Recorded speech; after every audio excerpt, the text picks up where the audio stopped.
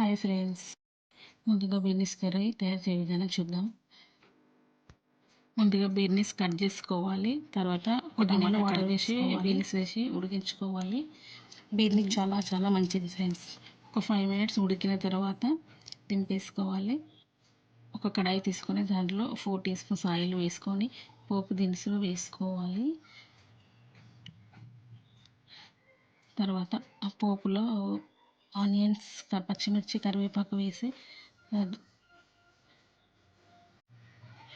మంచిగా ఫ్రై చేసుకోవాలి. తర్వాత అల్లం వెల్లుల్లి పేస్ట్ వేసుకోవాలి.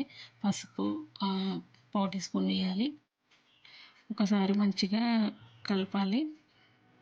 తర్వాత నానబెట్టిన పెసరపప్పు వేసుకోవాలి. ఫ్రెండ్స్, ఫస్ట్ టైం సబ్స్క్రైబ్ చేసుకోండి. తర్వాత ఒక టమాటా కట్ చేసుకొని వేసుకోవాలి. తర్వాత మూత పెట్టి ఒక 2 సెకండ్స్ మగ్గించిన తర్వాత ఉడికించిన బీనీస్ వేసుకొని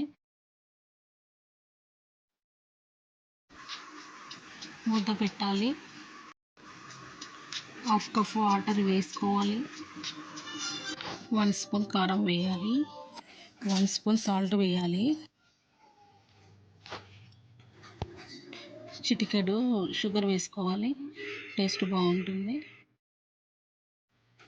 ధనియాలు, కొబ్బరి ఒక 2 స్పూన్స్ వేసుకోవాలి. కర్రీ అంతా కలిసిపోయేలా మంచిగా కలిపిన తర్వాత మూత పెట్టి ఒక 2 సెకండ్స్ ఉంచి స్టవ్